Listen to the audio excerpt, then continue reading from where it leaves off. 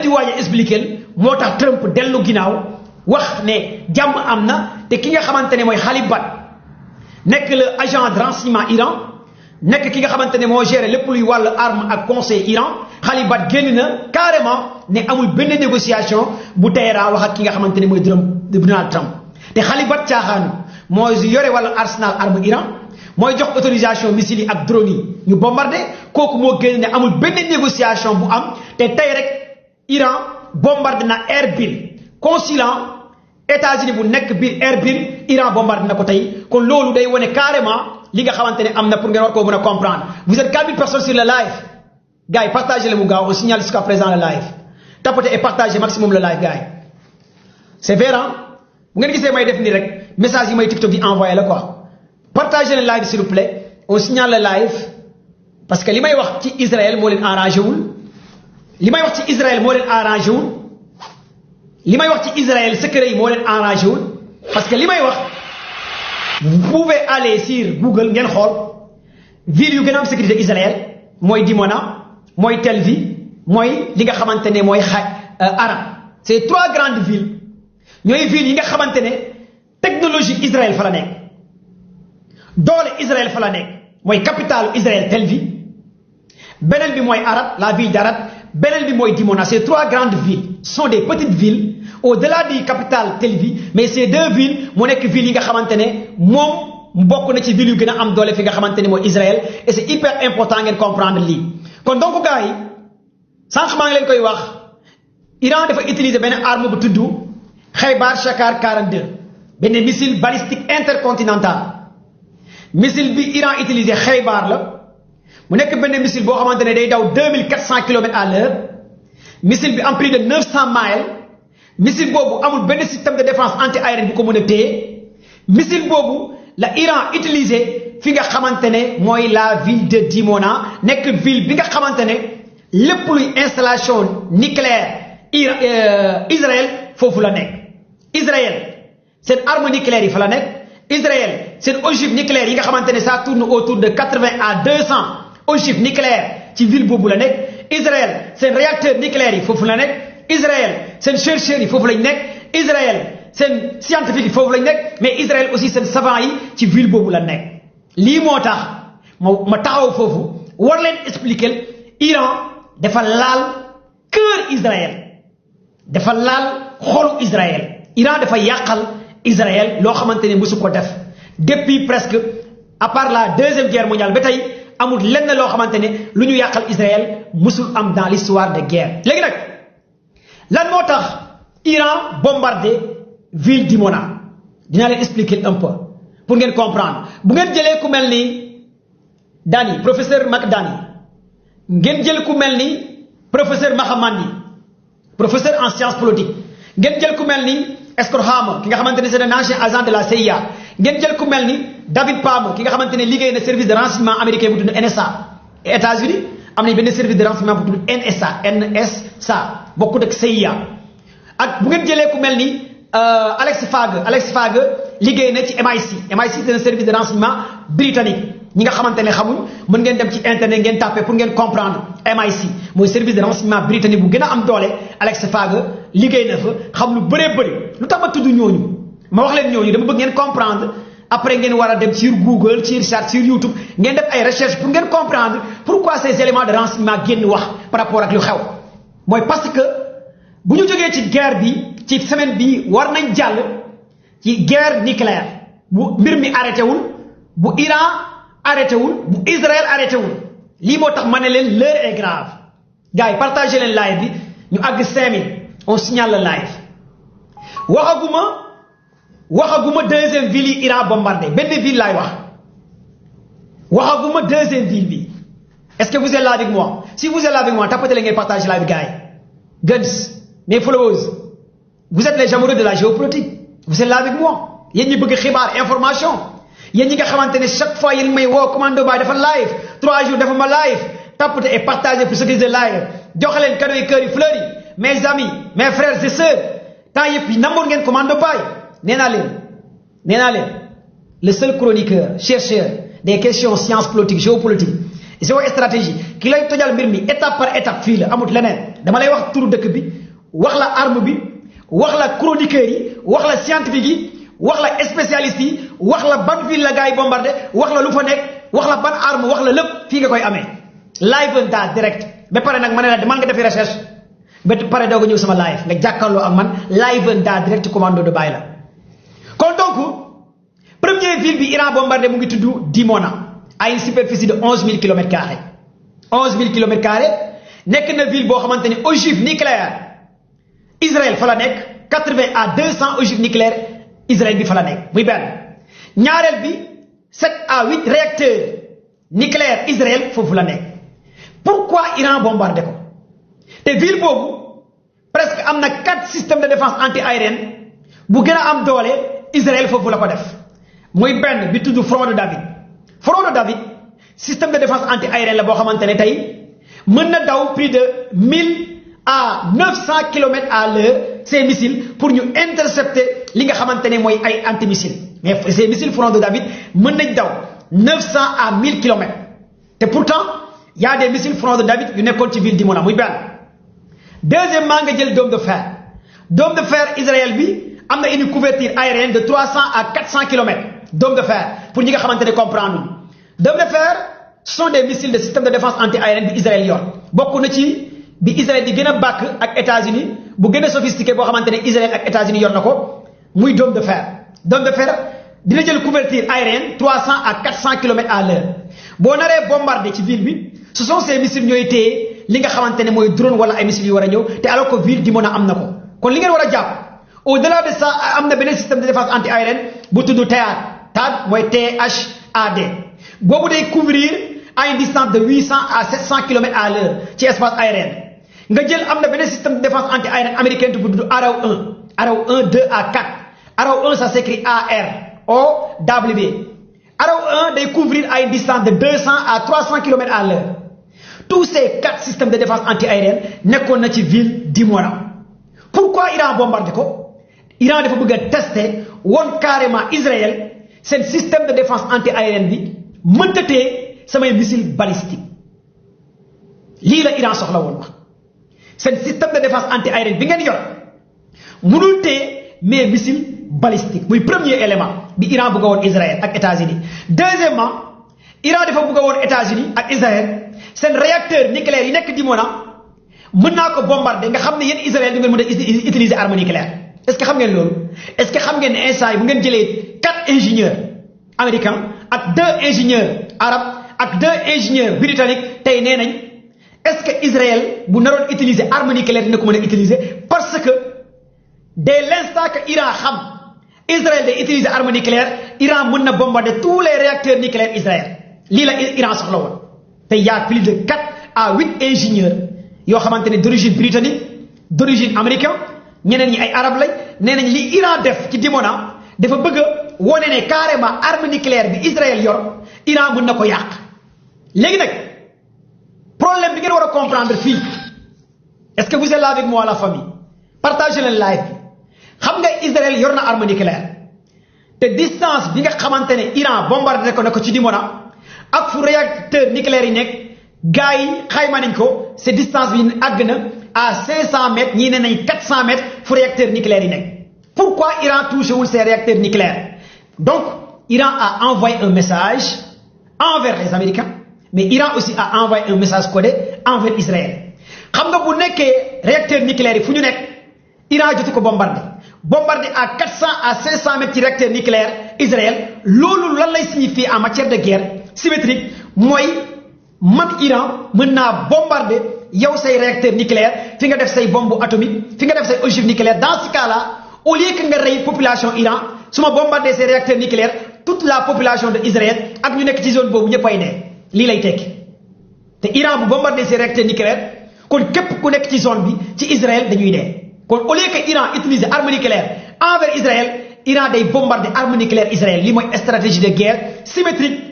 bi nga xamante ne Iran da koo def ñi comprendre doctrine de guerre ñi xam doctrine nucléaire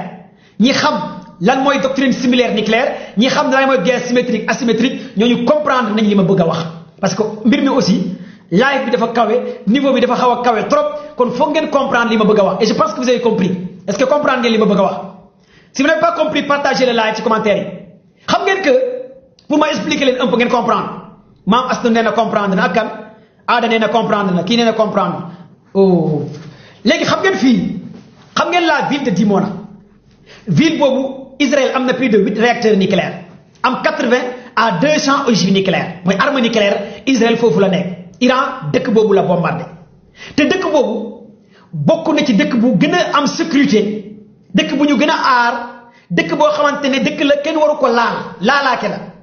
boroom xam-xam Israël yi fa lañ nekk les ingénieurs Israël ci Dimona la nekk ville boobu la nekk scientifique yi fa lañ nekk chercheurs yi fa lañ nekk boroom xam-xam yi fa lañ nekk arme nucléaire Israël bi yëpp fa la nekk yéen a ngi comprendre fii léegi Iran nag foofu la bombardé comme que dëkk boobu moo nekkoon dëkk bi nga xamante ne kenn waru ko laal tous les systèmes de défense anti-aérien yi gën a am doole Israël ak États-Unis da ko faa def sànq maa ngi leen di wax front de David bokk na ci système de défense anti-aérien bu gën a am doole bu gën a baax parce que les missiles front de David dañuy couvrir un espace aérien de 400 maa ngi leen koy wax à 800 voire 1000 kilomètres nga xamante ne benn missile mënu fa daanu te fa la nekk alors que Iran jot na fa bombardé am na aussi beneen système de défense anti-aérien bu tudd wax naa leen ko Arrow 1 2 ba 4 am na le THAAD américain am na aussi le Patriot bi nga xamante ne américains yi ñoo ko moom am na le dôme de fer bi nga xamante ne Israël moo ko moom ce sont des missiles anti-aériens des missiles de défense Israël yor ko tous ces missiles là foofu la ko États-Unis Israël yóbbu nga xamante ne day nekk benn ville intouchable mooy Dimona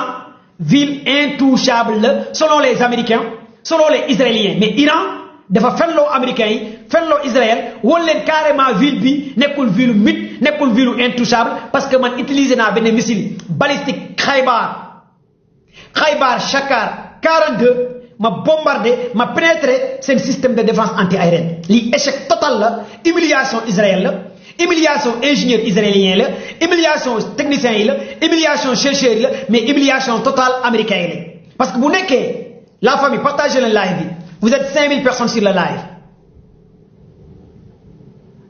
luy guerre asymétrique dinaa leen wax guerre asymétrique mooy la naa ñëw après information laa leen di jox te information yi ma leen war a jox tey bëri na trop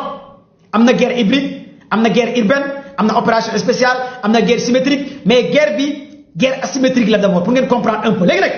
fii bu nekkee Iran dafa bombardé ville bi les réacteurs nucléaires Israël nekk nañ fa en plus de 7 à 8 Israël am na plus de 80 à 200 ogives nucléaires te benn ogive nucléaire kese bu ko Iran laaloon wala benn réacteur nucléaire bu ko Iran laaloon kon jàppaleen ne que képp ku nekk ci Israël da ngay dee képp ku nekk ci zone boobu da ngay décédé waa Israël Iran bu bombardé woon benn réacteur ci réacteur yooyu kon waa Israël population bi ñu bëree bëri dañuy dee foofu alors que arme nucléaire yooyu yu Israël yor Israël da ko bëgg a utiliser envers Iran bu nekkee Israël dafa bëgg a utiliser arme yooyu envers Iran alors que Iran am capacité bombarder arme yooyu kon xam ngeen foofu borom xam-xam yi lan la ñuy wax ñi nga xamante ne dañuy suivre les questions de la géopolitique internationale sànq maa ngi leen koy wax ku mel ni Pama ku mel ni Dani ku mel ni professeur Mahamandi ku mel ni Gelectros ku mel ni David ñoom ñëpp dañoo taxaw ne kon cette fois-ci est-ce que Iran bu amee information Israël de utiliser arme nucléaire envers Iran du bombarder les réacteurs nucléaires Israël lii la gars yi wax kon Iran am na capacité bombarder les réacteurs nucléaires waa Israël dès que Iran am capacité bombarder les réacteurs nucléaires waa Iran dès que Iran autant pour moi am capacité ay missile Khaybar buy daw 2400 kilomètres bombarder les réacteurs nucléaires Israël kon loolu day créer une guerre nucléaire à l'intérieur de Israël parce que réaction radioactive les réactions radioactives yu nekk biir Israël bu ñu jógee tous les gens qui sont autour de Dimona dañuy décédé tous les gens qui circulent autour de Dimona dañuy décédé képp ku fa nekk da ngay dee képp ku nekk ci zone boobu da ngay décédé kon Iran dafa won waa Israël ak américains yi moo début sama live bi ma ne leen Iran a envoyé un message gars yi partagé leen live bi vous êtes 5200 personnes sur le live 5200 personnes sur le live tàmbalee gu ma sax information yi benn bi laa leen di jox dama leen di expliquer pourquoi Trump dellu ginnaaw ci loolu laa nekk ak lu tax Trump ne may na 5 jours ci loolu laa nekk dama leen di wax Trump lan la xam lan moo tax Trump def ñaari yoon réunion démb ak tey lan moo tax tey benn tey yow woote réunion mais parce que dañoo laal laalaaki dañoo laal le mythe au cœur de Israël la gars yi laal léegi nag les réacteurs Iran envoyé na message fort américain yi ak waa Israël parce que bu nekkee Iran fu mu bombardé Iran rey na plus de 500 personnes ci biir Israël ci lu ñu xayma li dee ci Israël àgg na 500 personnes ci li nga xamante ne presse Israël am nañu génnee ay chiffres cette fois-ci c'est la première fois le ministre de la communication Israël Ben Netanyahu ak le ministre de la défense Israël d'accord que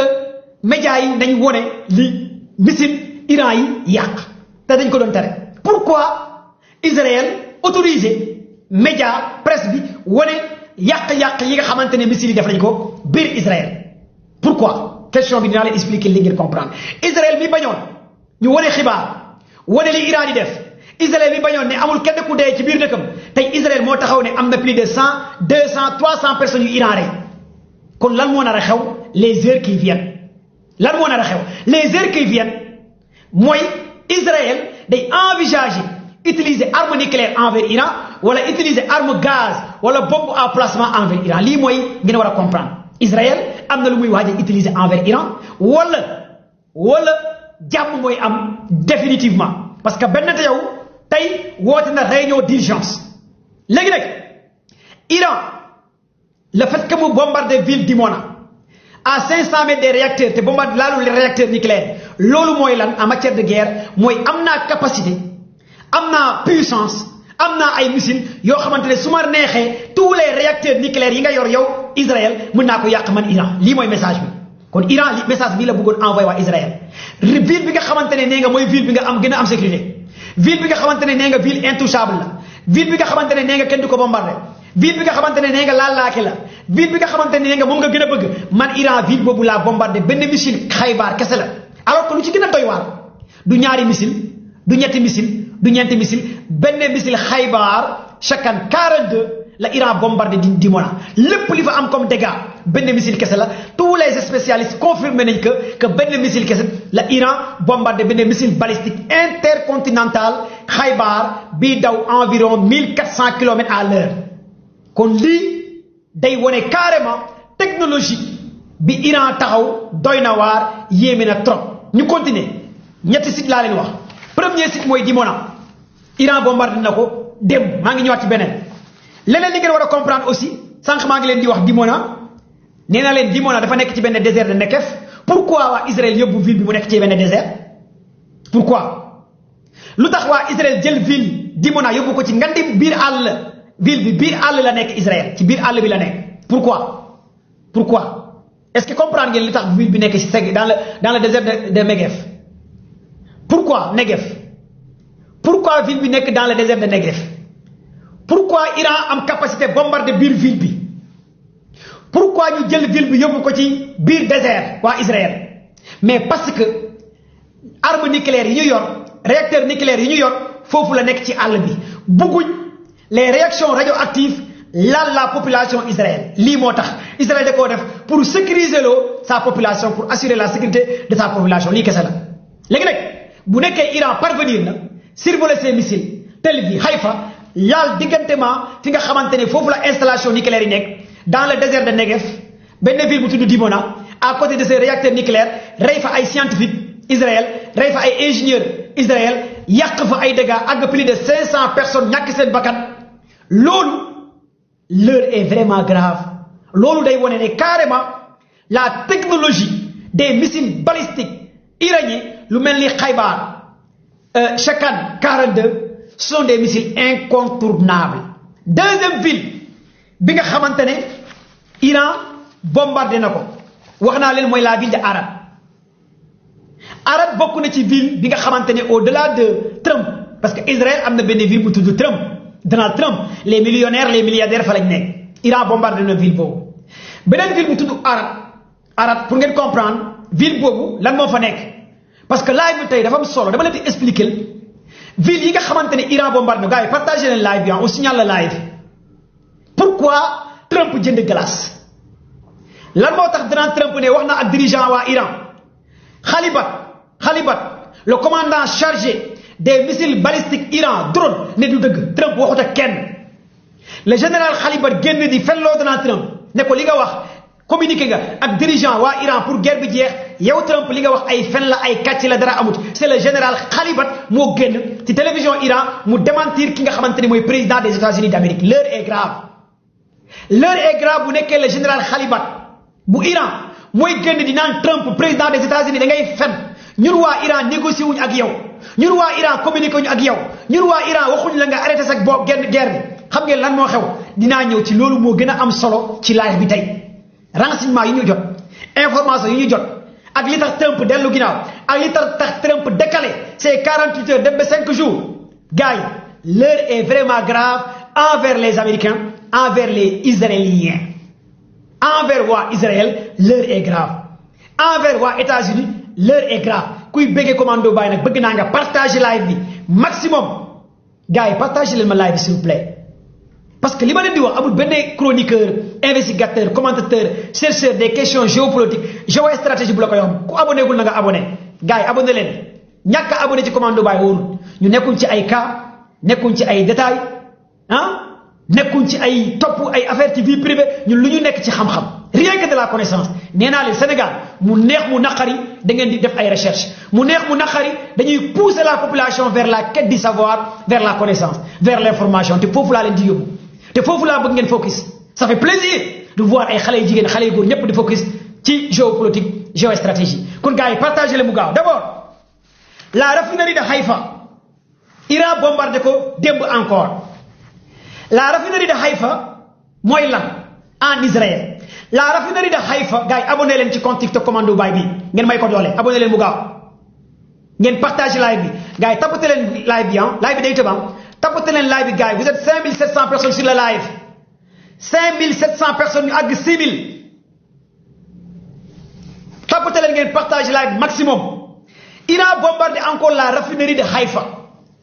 la raffinerie de Haïfa fournit 50% ci essence diesel bi nga xamante ne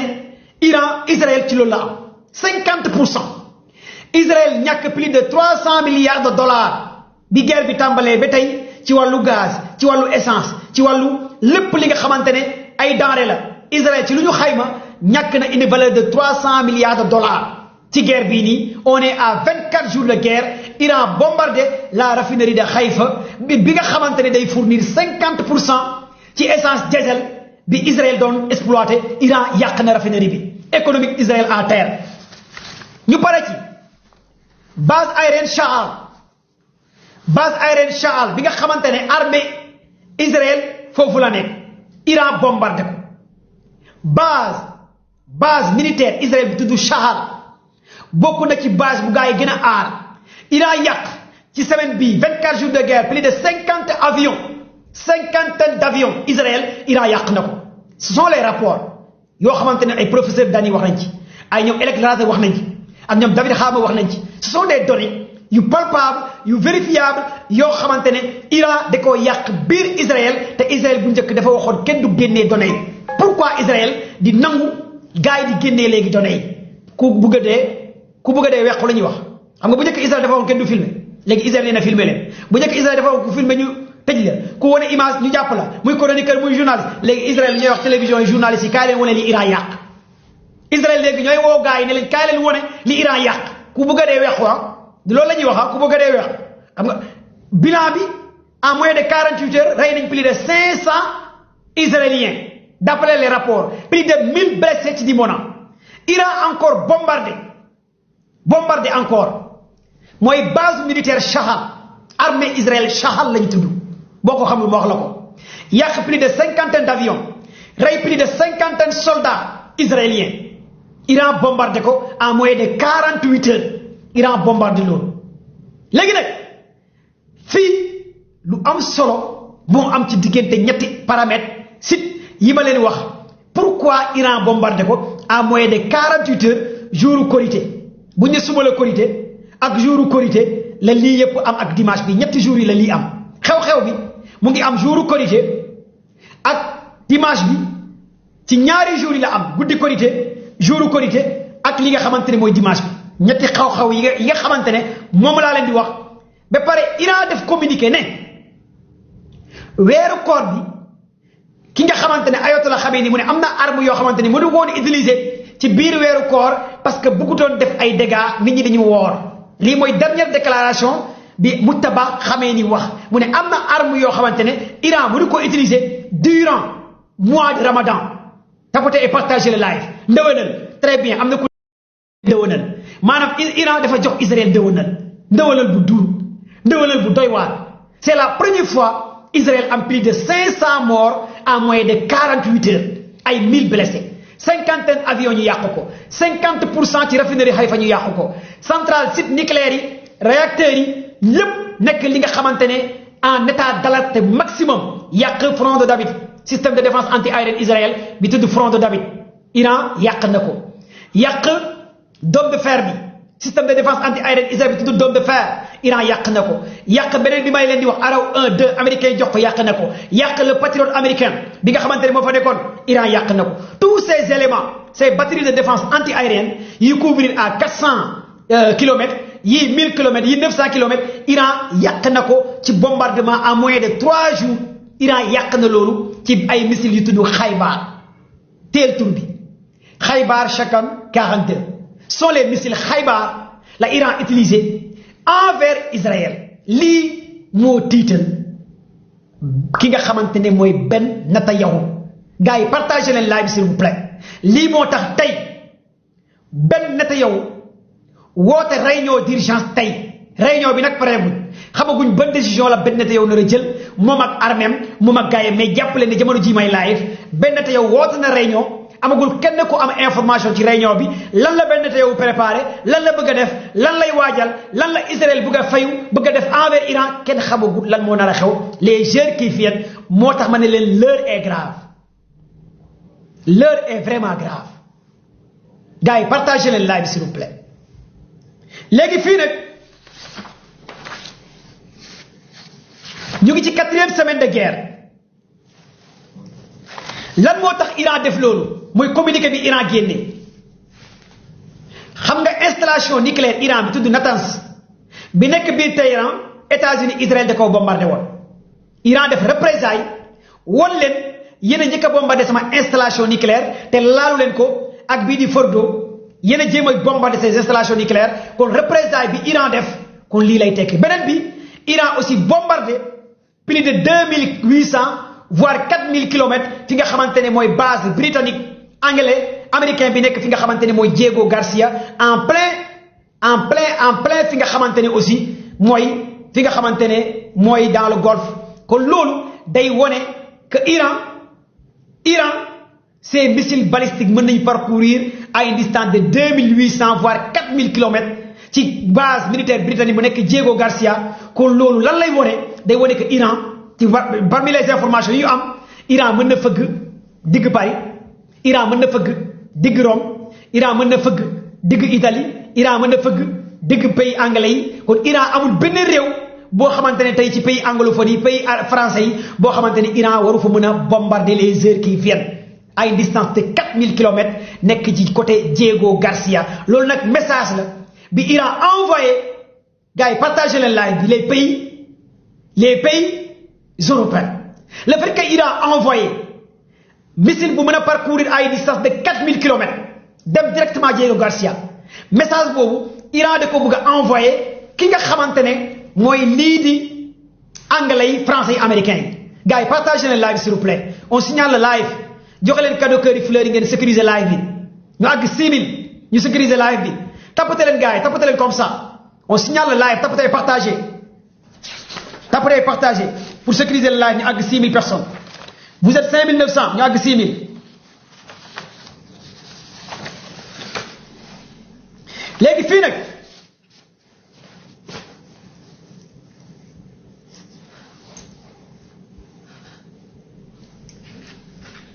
partagez leen bu gaaw s'il vous plaît léegi fii nag lan moo tax Trump jënd glace ak lan moo tax Trump génn tey wax ak yéen est-ce que xam ngeen démb Trump def na réunion ak gouvernement bi ñoom Kushner ñoom ki nga xamante ni Witkoff ñoom Biden est-ce que xam ngeen démb Trump def na réunion ak li nga xamante ne mooy waa Pentagone ñaari réunion la Trump def avant muy génnee communiqué gars yi partagé live ma wax leen d'abord première réunion bi Trump dafa gouvernement bi gaayam yi politiciens ñoom Kushner ñoom J.D. Vance ñoom Witkoff lan la Trump tënk ak ñoom d'abord lu njëkk a am élément de langage avant Trump di génn di wax mooy gouvernement bi ñi ko wër gars yi partagé leen live bi vous êtes 6000 personnes sur le live lu ñu dul wax médias européens américains yi moom laa leen di wax avec des informations de taille commando de bàyyi lépp li ma leen mën ci wax da ngeen ciy teg seen gën réunion bi nga xamante ne Trump def na ko démb ak Kushner ak J.D. Vance vice-président des États-Unis ak ki nga xamante ne mooy Marco Rubio ak ñi ko wër ak la ñu éventuel posé nañu le débat démission ki nga xamante ne mooy Joe Kent mooy directeur général bi nga xamante ne moo géré woon lépp lu jëm muy cellule antiterroriste teg nañ table bi ci plateau bi pour jéem a xool nan la ñuy defee waxtaan par rapport ak démission bi nga xamante ne Joe Kent démissionné na te Joe Kent mooy kan ki démissionné ñu bëree bëri xamuñ ko est-ce que xam ngeen Joe Kent mi démissionné ci gouvernement Donald Trump def na plus de 8 fois États-Unis mu ngi koy yónnee en Syrie ci guerre est-ce que xam ngeen loolu Joe Kent c'est un agent des forces armées américaines muy benn ñaareel bi 8 fois États-Unis ñu ngi koy envoyé sur le terrain muy xeexal États-Unis di diriger ay troupes mooy Joe Kent nekk directeur lépp lu jëm ci cellule antiterroriste bu États-Unis kon kooku du n'importe qui am ñaari doom jabaram Syrie la dee Syrie la ñu reyee jabaram ci guerre entre les Américains et les soldats syriens pour gars yi nga xamante ne comprendre luñ ki nga xamante ne mooy Joe Kent le directeur général cellule antiterroriste bu États-Unis nekkoon ci gouvernement Donald Trump bind benn lettre démissionné mooy kan Joe Kent liggéey na ci gouvernement États-Unis liggéey fa liggéey bu mucc ay plus de 8 fois États-Unis envoyé na ko en Syrie muy xeex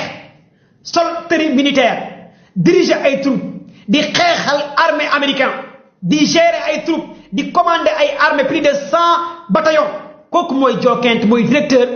agence cellule antiterroriste bu États-Unis jabaram mooy Joe Kent Syrie lañ ko reyee jihadistes yi ñoo ko rey Syrie jabaram mooy Joe Kent dañ ko rey sur le champ de bataille fekk jabaram rey ko rey bu métti kon kooku liggéeyal na États-Unis liggéey bu mucc ayib am ñaari doom avant ñuy rey jabaram bu ñu reyee jabaram bàyyi na doom boo xamante ne 3 ans la amoon pour ngeen comprendre un peu kan mooy kooku gars yi bëri war a comprendre kon nit la koo xamante ne lu mu yor ci information ak ci renseignement États-Unis dafa rëy gars yi partagé leen live bi c'est très important ma wax leen le gars là qui démissionné ci gouvernement Trump avant muy démissionné lan la wax ak lu tax Trump démb woote réunion pour gars yi waxtaan ci démission Joe Kent lu tax Trump woote réunion woo Marco Rubio mu toog woo J.D. Vance mu toog woo David Kushner mu toog woo tous les éléments ñu teewal waa MI6 ñu toog teewal waa NIC ñu toog teewal waa CIA ñu toog ñu waxtaan pourquoi mu démissionné ak lan moo tax mu démissionné Joe Kent dafa démissionné ba pare ñu bëgg koo créer le dossier lii moo xew États-Unis fu mu ne arrestation Joe Kent la gars yi di planifié waa CIA am na benn rapport buy waaj a génn professeur Dani mu ngi ciy wax kon waa CIA instant yi les heures qui viennent bu ñu reyut Joe Kent bu mu leen bett bu ñu ko arrêté wul au niveau des États-Unis d'Amérique bu mu leen bett parce que ñu ngi ko bëgg a tijjil benn dossier pour jéem koo créer pour jéem koo jàpp parce que nee nañ warutoon démissionné parce que moom le fait que mu démissionné lenn kese la wax dafa ne États-Unis amul existé wul benn ñaareel bi guerre bi du guerru États-Unis ñetteel bi Trump dafa bëgg a sacrifier doomu américains yi te guerre bii nii lépp lu ñuy wax Iran am na ko du dëgg Iran amu ko te Trump ak gouvernement am ñoo manipuler américains yi duggal leen ci guerre boo xamante ne ay doomu américains yu bëree bëri dinañ ci dee te am na ñu ci dee ñoo xamante ne Trump da koy nëbb te yàgg naa leen fi wax ñaata soldats américains ñoo dee ngeen weddi ma Iran waxoon na 600 soldats américains mais Joe Kent nee na li dee ci soldats américains ñu koy nëbb kenn xamul lu mu toll ki démissionné le directeur cellule antiterroriste mu ne li deeyagum ci soldats américains kenn xamul lu mu toll muy benn ñaareel bi guerre bi dina amaat yeneen soldats américains yu deeyaat lii la wax avant muy démissionné ci lettre bu mu bind Trump Joe Kent lettre bu mu bind Trump avant muy démissionné koo xamante ne liggéey na États-Unis dem 8 fois États-Unis di ko envoyé guerre jabaram dee ci guerre mu nekk américain d'origine suisse mu diriger ay troupes gérer cellule antiterroriste mu nekk directeur am toutes les informations doon liggéey ak waa CIA doon liggéey ak waa MI6 doon liggéey ak li nga xamante ne mooy waa Pentagone doon liggéey ak waa NIC doon liggéey ak tous les renseignements américains dem ba ci biir génn ne guerre bi ay soldats américains yu bëri nañ ci dee États-Unis mënut a gagné Iran Trump li mu wax envers Iran du dëgg guerre bi américains yi dinañ ci dee duñ ci mës a am ndam kooku moo démissionné lii la wax ki nga xamante ne mooy Donald Trump. léegi nag Trump woote na réunion ne comment pour gars yi def éventuel waxtaan nee na ko yow jaam nga nee na Joe Kent jaam la Joe Kent du workat la du guerrier dafa ragal mais est-ce que Joe Kent bu ragaloo dina dem 8 fois ñu koy envoyé en Syrie pour muy xeexal américain 8 fois États-Unis ñu ngi koy envoyé muy dem di xeexal États-Unis koo xam ne jabaram Syrie la dee Joe Kent bi démissionné le directeur cellule antiterroriste bi jabaram di dee boobu doomam baa ngi am 3 ans doomam góor bi mu ngi am 3 ans allez sur l'internet ngeen xool biographie kan mooy Joe Kent kooku guerrier la gaynde la xeexkat la soldat la commandant la mais aussi jàmbaar la am na fit am na fulla am na fayda nee na ay innocent américain la ñu bëgg a rey ay soldats américains yu tekkiwul dara la ñu bëgg a saraxe nee na Trump dafa bëgg a saraxe ay soldats américains yu bëri Iran dina leen rey mu ne marines américains yu bëri Iran dina leen rey mu ne soldats américains yu bëri Iran dina leen rey te mu ne lu deeyagu dañu koy nëbb li ñuy reyagum ci ay soldats kenn xamut nu mu toll te pour l'instant États-Unis day nëbbu chiffres yi kon kooku moo démissionné léegi nag ñu bëri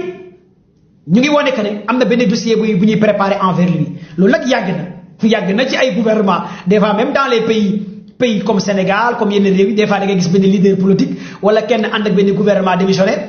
créé benn parti politique parti pouvoir bi créé la dossier tijjil la benn dossier manipuler justice bi ñu créé la ñu jàpp la ñu ne yaa def nangam léegi nag loolu la gars yi loolu la koy Trump bëgg a créé Trump da ko bëgg a tijjil dossier ndax dina réussir wala du réussir mais indi na coow leneen lii am mooy réunion bi Trump woote Trump xamal na waa équipe am que novembre bii di ñëw élection mi-mandat aux États-Unis du ko gagné loolu aussi Trump wax na ko gars yi man commande ba maa leen koy wax kon yéen ñi doon tiit ci Trump novembre 2026 bii élection mi-mandat yi du ko gagné moom en personne wax na ko gars yi nee na nag nan la ñuy def ba mu gagné élection yi mooy arrêté guerre bi lii la Trump wax ak gars yi nañ fexe arrêté guerre bi bu ñu arrêté wul guerre bi du ñu gagné élection mi-mandat yi en 2026 ñaareel bi lan la gars yi waxaat ci réunion Trump bi démb xamal nañ Trump bu nekkee ñàkk na élection mi mandat bi dañ ko koy destituer maanaam pouvoir bi du yeggali mandaam en l'an 2028 États-Unis seen loi dafa xaw a doy waar maanaam kon Trump yéen waa Nicaragua mën ngeen jubilé yéen ñi doon Trump doon laaj ay papier mën ngeen jubilé yéen ñi nga xamante ne Trump moo leen teree nelaw mën ngeen jubilé parce que bu ñàkkee élection mi mandat 2028 bi du ko yeggali dañu koy wàccee États-Unis kon lii moo nar a xew États-Unis gars yi dañuy wàccee Trump pour guerre bi jeex kon lii moo nar a xew fi nga xamante ne Amérique Trump la gars yi bugg a wàccee bu ñàkkee élection mi mandat dañu koy wàccee mu ñàkk pouvoir bi pour gars yi mën a jeexal guerre bi envers li nga xamante ne mooy Iran te Trump cette installation électrique nga xamante ne plus de 10 millions iraniens yu nekk ci capitalu Téhéran ñëpp dañuy nekk dans l'obscurité totale coupure courant mooy am Téhéran lépp luy électrique Trump mu ne dans 48 heures da koy bombardé bu nekkee Iran tëjiwul détroit d'Ormuz lii la Trump waxoon gars yi waa Iran envoyé message Donald Trump par le biais de ses services de renseignement xamal ko ne moom Trump waa Iran envoyé message waa Chine waa Iran envoyé message waa Russie waa Iran envoyé message waa Pakistan waa Iran envoyé message Inde waa Iran aussi est-ce que envoyé ma man message commando bàyyi sax parce que li ma leen di wax amul kenn ku leen koy wax ban message la Iran envoyé gars yi bi Trump waxee 48 heures la maye message bi mooy lan message bi Iran envoyé Kremlin Moscou bi lenn kese la ci Iran wax mooy câble sous-marin électrique câble sous-marin téléphone yi nga xamante ne dafa jaar mer Rouge jaar dem Europe câble téléphone yi ngeen di dégg communication câble yi jaar mer Rouge câble téléphone yi jaar mer Rouge ci ndox mi câble yi tax nga am communication câble yi tax banque yi di fonctionner câble yi tax internet di fonctionner câble yi tax ordinateur di fonctionner câble yi tax ngay am internet Europe di am internet Afrique di am internet Asie di am internet câble yooyu la Iran wax da koy dagg muy premier message bi Iran envoyé gars yi nan la koy daggee avec les torpilles sous-marins Iran wane ay image envoyé image gars yi photo câble yi j'ai même la vidéo ci sama page Facebook képp ku soxla vidéo bi dawal nga dem ci page Facebook les sous-marins iraniens par des vidéos à l'intérieur de la mer Rouge la gars yi photo ay image non gars yi sont forts image câble yi la gars yi photo ay mine lépp la gars yi wane image yi jox ko gars yi ne leen lii la ñu nar a def tableau câble yépp bu nekkee en moins de 24 heures waa Iran message boobu la ñu envoyé ak américains yi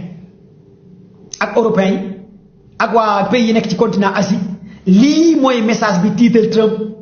mu ne jot na waa Iran négociation bi jeex na am na négociation bu am 5 jours lii mooy lu xew d'abord premier élément bi ma leen di wax est-ce que je répète waa Iran am nañ plus de 25 sous-marins torpilles ce sont les sous-marins iraniens ñoo photo câble yi en plein mer Rouge wane câble yi ne pare nañ pour dagg câble yi te bu ñu daggee câble yi toute l'Europe banque européenne dañuy taxaw communication bi day taxaw internet Europe bi day taxaw waxuma Asie waxuma même Afrique moo tax yéen pays africains yi surtout Sénégal gii ngeen nekk ci ay tàppale ci ay caaxaan ci ay fecc ci ay fo Sénégal laay waxal ngeen ne guerre bi amu leen ci njëriñ bés bu ñu daggoon câble yi du ngeen seetaan télé du ngeen am connexion internet du ngeen amati TikTok du ngeen dem mati banque sax di jot xaalis seen système informatique sax day taxaw parce que yoru leen dara Sénégal gii laay waxal kon yéen ñi naan guerre bi intéressé wu leen parce que amu leen xam-xam yéen ñi nekk ci ay tàppale ci ay caaxaan ci ay pecc ci ay fo su ngeen xamoon guerre bii nii nu mu ñu war a mën a intéressé parce que amuñu xam-xam ay influenceur saagakat la ñu yor ay influenceur kaa la ñu yor ay influenceur ku dàq saaga ndey ñooy nekk ay nit la ñu yor kon fii guerre bi waroon nañoo jàngal ñu jàngal suñu doom yi suñu xale yi nan la ñu war a mën a créer suñu propre internet ñu tuddee ko intranet parce que amuñ dara Sénégal dara yoruñ ko lépp lu ñu mën a créer mooy ay saagakatu ndey la ñu mën a créer ay nit ñaaw la mel la ñuy créer ay nit kuy wàcc wax vie privée jàmbur ñu may ko doole la ñu mën a créer mais boroom xam-xam Sénégal soxlawuñ ko booy wax ci guerre sax ñu ne guerre bi intéressé wuñu te tey Iran bu daggoon les câbles téléphone Sénégal moom ñàkk na parce que lépp da koy jéggaani France kon Sénégal nan lay def kon Sénégal nan lay def waxuma nag waa pays ari bu nekkee pays européen ñoo mënta am internet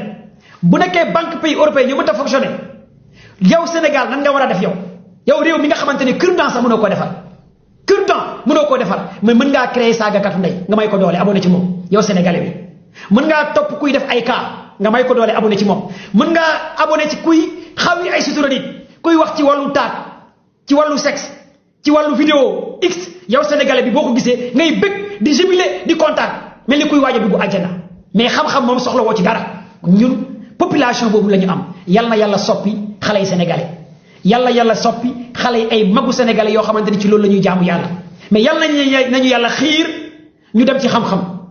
ñu dem ci connaissance ñu dem ci knowledge ñu dem ci recherche ñu dem ci ay liveur yi waxtaan ci xam-xam ay liveur yu leen di conseiller ci connaissance ci knowledge yàlla na fa yàlla yóbbu Sénégal mais malheureusement parfois quand je regarde les comédiens les sénégalais les tiktokers ay gars yi wax taat sexe yi sénégalais di bëgg di kontaan ñuy saagante ndey nit ku lay saaga ndey ngay kontaan ci moom nit ku lay wax ay vie privée nit ngay kontaan ci moom da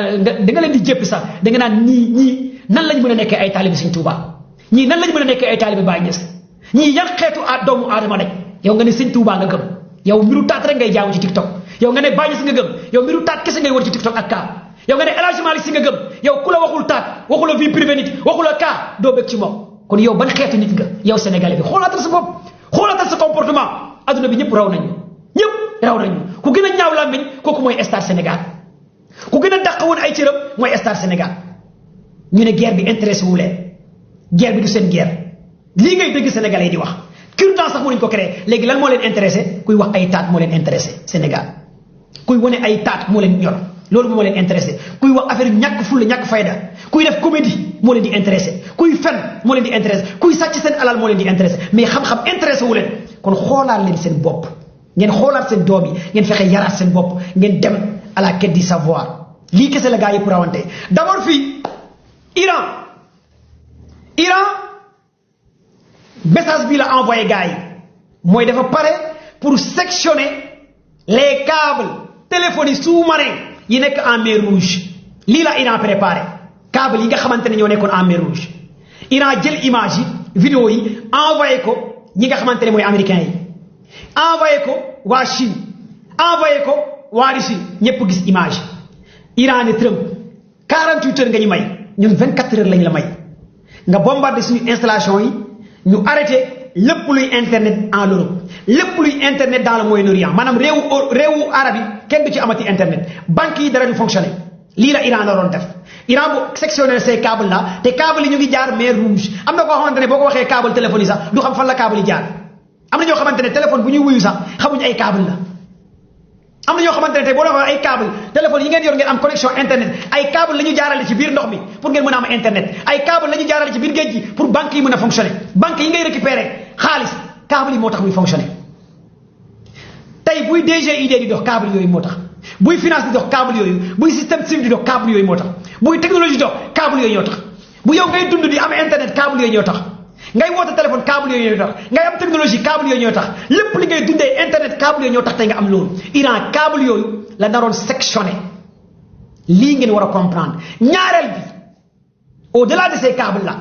Iran ne day bombarder lépp luy installation yu nekk dessalement bi nga xamante ne dafa nekk dans le Moyen-Orient xam ngeen réewu arab yi ñoom amuñ ndox mu neex réewu arab yi amuñ ndox mu neex lépp xorom la seen ndoxu xorom la ñuy jël di ko transformer mu nekk ndox mu neex boo nemee Arabie Saoudite amuñ ndox mu neex ndoxu xorom la ñu am Qatar Abu Dhabi Émirats arabes tous ces pays arabes ndoxu xorom la ñu am ndoxu xorom bi seen usines yi moom la ñuy transformer def ko ndox mu neex léegi Iran nag dafa envoyé message ne ndoxu xorom boobu ngeen yor yépp ak seen usines yi defar ndox mu neex yi plus de 20 ans d'usine Iran dafa ciblé usines yi da koy bombardé bu ko bombardé maanaam 24 heures 48 heures 1 mois tous ces pays dootuñu amati ndox mu neex ndoxu xorom kese la ñuy am lii moo nekkoon ñaari message yi Iran envoyé woon gars yi partagé leen live bi li nga xamante ne mooy américains yi réewu arab yi Russie ak Chine loolu moo tax Trump génn ne waxtaan na ak li nga xamante ne mooy waa Iran te day fen Trump kan la waxtaanal mooy Poutine Vladimir Poutine la waxtaanal président Russie ak Xi Jinping président Chine luñ ci waxtaan mooy image yi information yi pour moom mu wax ak waa Iran que bàyyi nañ bombardement yi na Iran bàyyi câble yi lii la Trump wax ak gars yi bàyyi nañ bombardement yi mais bu leen dagg câble yi muy benn bàyyi nañ bombardement yi mais dépôt yi nekk ca Qatar bu ko waa Iran bombardé muy ñaar Poutine demandé Xi Jinping président Chine ak président Russie pour ñu toog ci table de négociation ñu négocier lii la Poutine lii la Trump demandé Poutine ak Xi Jinping loolu moo tax Trump bind ne j'ai communiqué mais pas avec Ayatollah Khamenei mais j'ai communiqué avec les dirigeants iraniens mais pas avec les dirigeants iraniens pour Trump a communiqué avec Vladimir Poutine Trump a communiqué avec Vladimir Poutine avec Xi Jinping mais pas avec les dirigeants iraniens pour Vladimir Poutine wax ak waa Iran pour président Chine wax ak waa Iran communication bii la Donald Trump def moo tax Trump génn tuddul benn tur bi nga xamante ne def na ko kon lii ngeen war a mën a comprendre pour ngeen war ko xam léegi nag ku ko mën a retiré na ko retiré da ngay xëy rek xaalis bi nga def ci sa calpe Wave doo ko jotati de gars yi moom dama leen koy wax moo tax bàyyi xaalis ci Wave ak ci Orange Money mu fanaan baaxul fan yi moom ku ci mën a am ci yéen xaalis booy bàyyi ci ay compte banque ci ay Wave surtout Wave wala ci ay calpe wala ci sa banque boo ko mënee retiré nga denc sa biir kër fexeel nga retiré sa xaalis bu nekk sa banque nga wàññi ko nga denc ko sa biir kër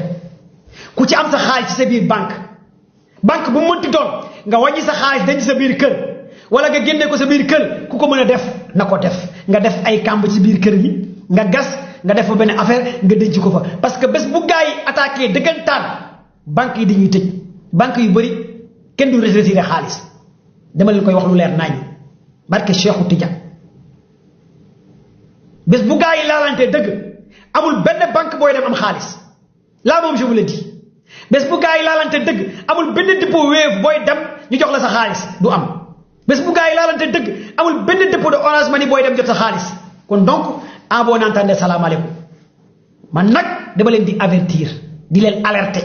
yàgg naa leen wax depuis 2013 comme ni booy bi di wax commando Baye depuis 2013 mu ne l'heure est grave bi may wax guerre bi dina am 2013 la 2019 laa commencé ne l'heure est grave guerre bi dina am kon lii ma leen di wax nag fa lañ jëm te lépp lu ma leen wax fa lañ jëm kon donc nag ku ko mën a def na ko def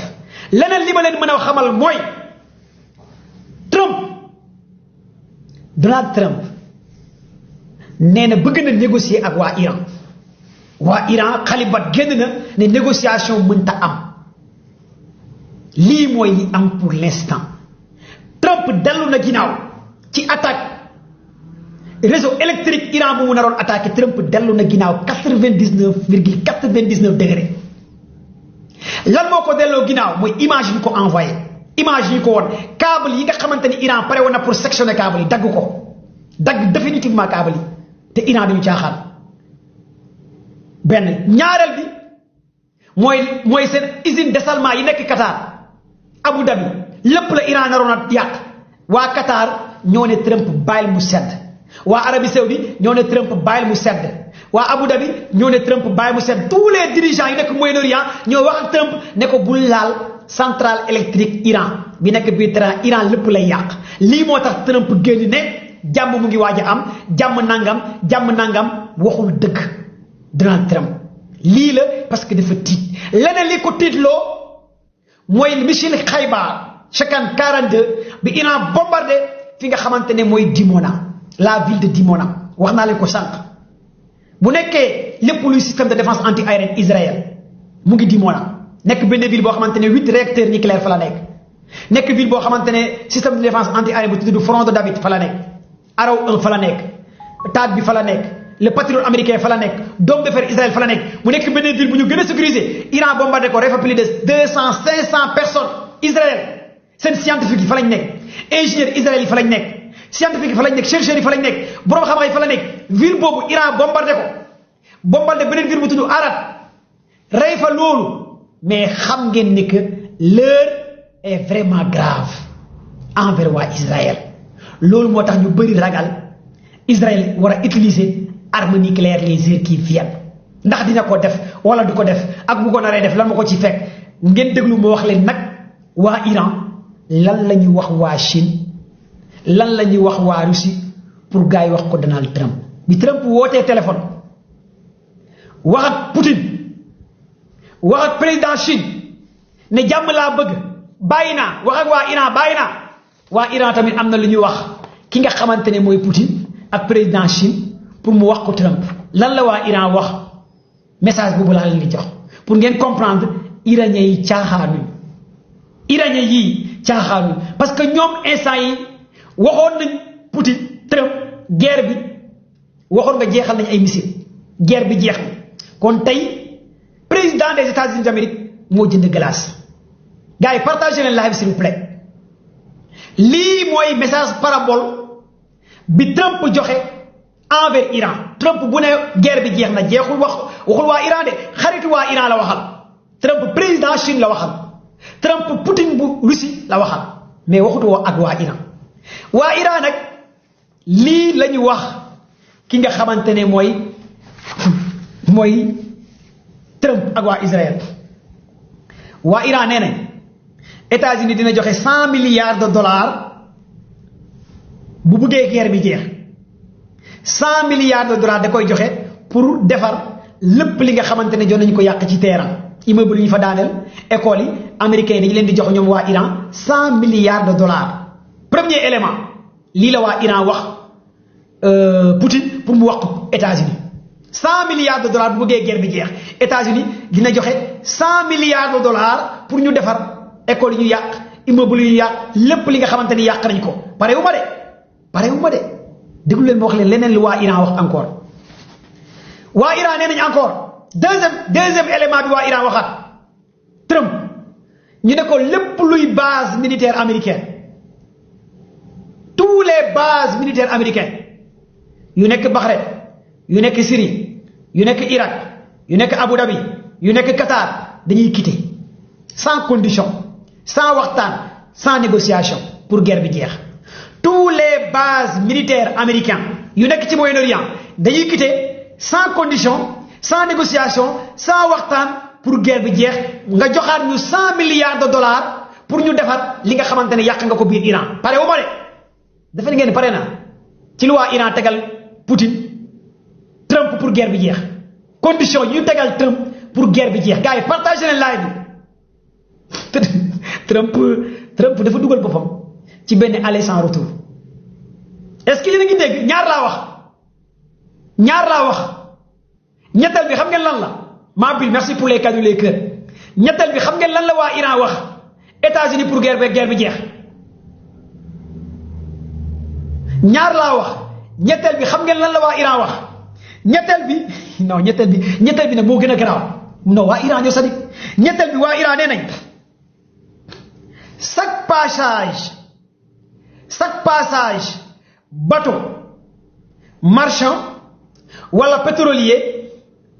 wala gaz ci détroit d'Ormuz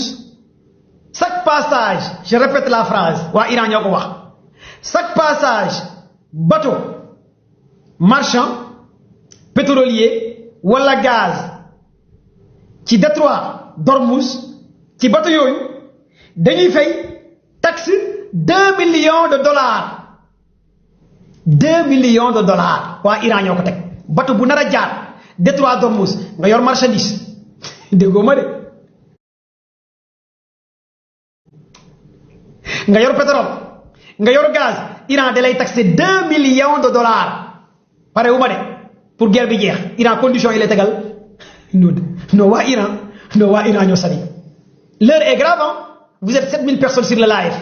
merci la famille abonné leen ci man am confiance ci man moo tax ngeen nekk 7000 personnes ci direct commando Baye il est 0h 7 minutes au Sénégal rien n'est hasard 0h 7 minutes au Sénégal vous êtes 7000 personnes sur le live rien n'est hasard partagez leen live bi yéen a may dooleel man maa leen di dooleel maximum de partage je vous kiffe je vous aime ngeen abonné maximum pare wu ma de gars yi partagez le mu gaaw s'il vous plaît ñetteel bi wax naa ñetteel bi waa Iran nee nañ chaque passage bateau bu yor marchandise bi mooy lan mooy bateau yu yor wàllu ceeb wàllu dugub wàllu bele wàllu ay oto ay voiture ay nangam da ngay fay 2 millions de dollars pétrole da ngay fay 2 millions de dollars gaz da ngay fay 2 millions de dollars loolu taxe kese la taxe kese yu Iran teg ci détroit d'Ormuz muy benn ñetteel bi xam ngeen lan la ma wax leen ko ñetteel bi moom su ma leen ko waxee du ngeen ko gëm Iran nee na bateau américain yi duñu jàll sauf les bateaux américains ñoom benn du jàll xanaa waa Iran ñoo sadi ñu ne navire américain yi bokkuñ ci américain yi duñu jàllale détroit d'Ormuz États-Unis du jàllale benn bateau muy bateau pétrole muy gaz muy essence muy marchandise États-Unis moom bokku ci 2 millions de dollars yi pour ñan la muy réewu arab yi pour africains yi pour européens yi pour nangam mais américains yi moom détroit d'Ormuz moom c'est fini waaw c'est fini quoi ñoom moom mën nañ continuer koor gi waa Iran nee nañ États-Unis ñoom mën nañ continuer ku woor ñoom détroit d'Ormuz moom du ñu jàllale ñoom weeru koor bi moom julli amul weer bi feeñu lii la waa Iran tegal li nga xamante ne mooy américains yi pour jàmm am gars yi est-ce que yéen a ngi déglu waa Iran condition yi waa Iran tegal États-Unis est-ce que réellement yéen comprendre ngeen 4 éléments yi waa Iran tegal États-Unis nu xotteeku pour guerre bi jeex lii moo tax nag l'heure est grave parce que Iran bëggul jàmm dafa contrôler guerre bi bu ñu demee ku mel ni Scott Ratter ni Iran moo contrôler guerre bi un ancien agent de la CIA liggéey ci États-Unis mu ne Iran moo contrôler guerre bi instant yi moo contrôler lépp luy espace aérien Israël bu ñu jëlee ku mel ni David Hama koo xamante ne liggéey na FBI ni Iran moo contrôler guerre bi nga jël ku mel ni professeur Mahamandi un professeur universitaire nekk professeur u Téhéran mu ne Iran moo contrôler guerre bi nga jël ku mel ni les services de renseignement chinois Russie Peskov nga xam ne liggéey na ci Kremlin mu ne Iran moo géré lépp luy guerre bi ñoom lay neex guerre bi jeex kon ngeen xam ne que l'heure est grave envers les Américains lii moo tax Trump 4 conditions yi la Iran tegal li nga xamante ne mooy américains yi première condition yi pour guerre bi jeex Iran lii la tegal États-Unis première condition yi mooy États-Unis day fay 100 milliards de dollars États-Unis da koy fay pour defar yàq-yàq yi nga xamante ne américains yi def nañ ko ci biir Iran lépp lu at yi dañ ko yàq 100 milliards de dollars États-Unis da koy fay pour guerre bi jeex waa Iran lii lañ tegal américains yi ñaareelu condition bi ñu ne base militaire américaine yépp dañuy quitter base militaire américaine yi nekk ci Moyen-Orient léppay quitter américain maanaam américain hello how are you everybody what's up soldat américain du nekkati ci réewu arab yi xanaa waa Iran ñoo de soldat américain du nekkati ci réewu arab yi lii la waa Iran teg base militaire américaine dañuy quitter ci Moyen-Orient bi sans condition beneen bi waa Iran nee nañ képp kuy jàllale bateau ci détroit d'Ormuz ku fay jàllale bateau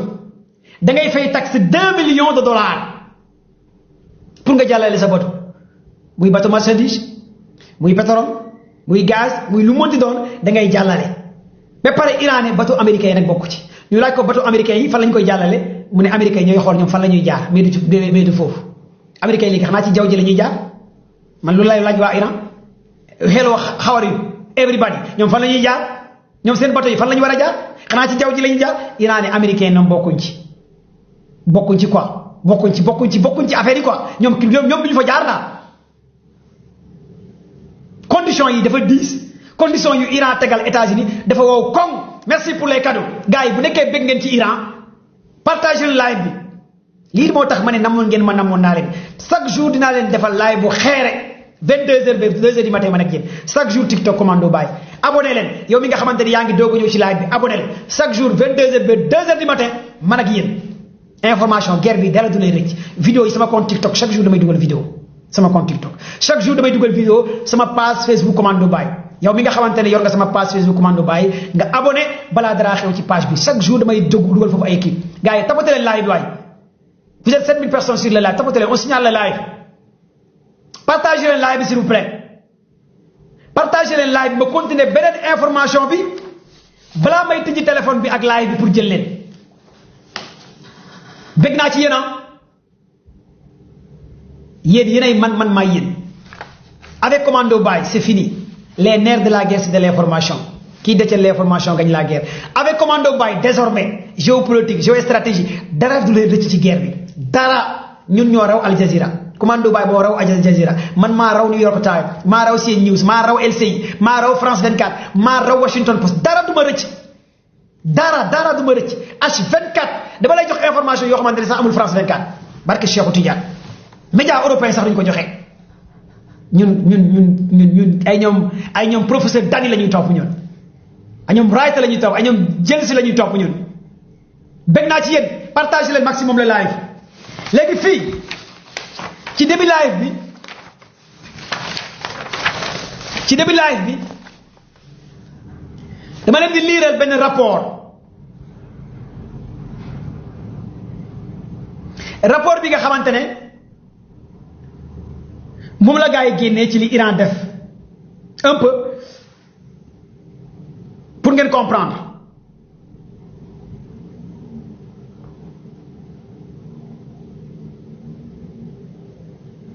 attends je vais lire un peu le rapport ngeen xam ok voilà rapport baa ngi nii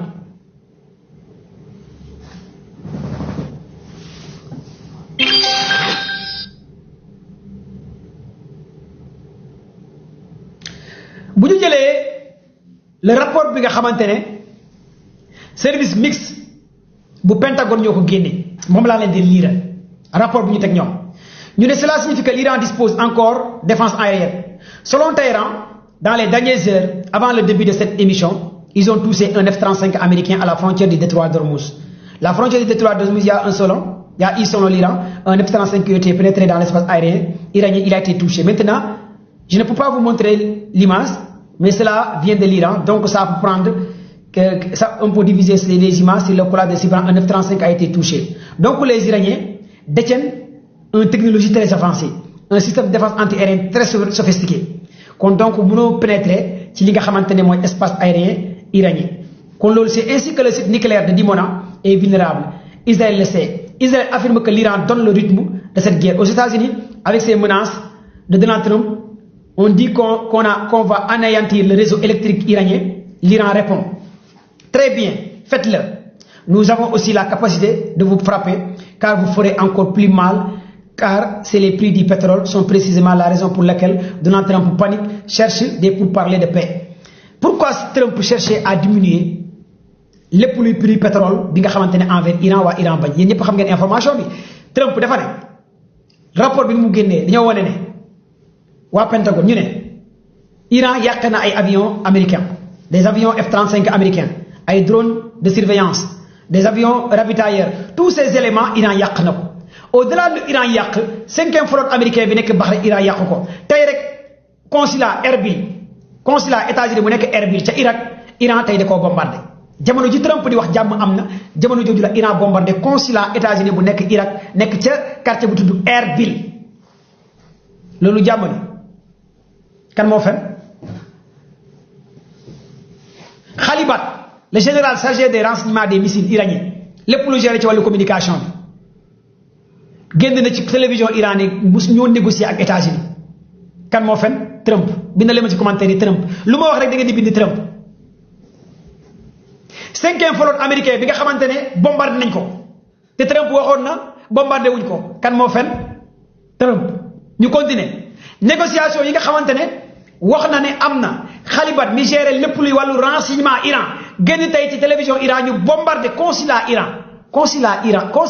États-Unis bu nekk biir Irak consulat États-Unis bi nekk biir Irak mu ngi nekk Erbil ñu bombardé ko Trump mu ne jàmm am na loolu est-ce que jàmm am na kan moo fen Trump encore ñu continué waat installation nucléaire Iran yi Trump moo taxawoon ne Iran jeexal na ay armes jeexal na ay munitions bombardé nañ lépp léegi jeexal na gaa yépp Iran bombardé la ville de Dimona ville bi nekk biir Israël bokk ci ville bi nga xamante ne les réacteurs nucléaires Israël fa la nekk rey fa plus de 200 personnes 400 personnes 500 personnes moins de 3 jours samedi vendredi samedi dimanche plus de 1000 blessés tous les chercheurs Israël fa lañ nekk utiliser missile Khaybar bu am 900 miles benn missile la Iran utilisé kan moo fen Trump kon donc ce sont des informations yaa waxoon jeexal nañ jeexalu ñuy bombardé di écarté di rey nga ne jàmm am na jàmm amul kan moo fen kon lii moo leen di woon xibaar yi information en live and direct et voilà kon lii laa leen bëggoon a jox ngeen xam ko nii ngeen gisee ko nii léegi nag maa ngi xaar sama ndéwénal ci ñi nga xamante ne aussi bëgg nañ participer ci live bi joxe ndéwénal commando baay mais nag par téléphone laa leen di jël am na ñoo xamante ne dinaa leen jël direct mais am na ñoo xamante ne aussi par téléphone laa leen jël et voilà kon donc daal mën ngeen naa woote ci appel kii bi appelu WhatsApp bi ma jël leen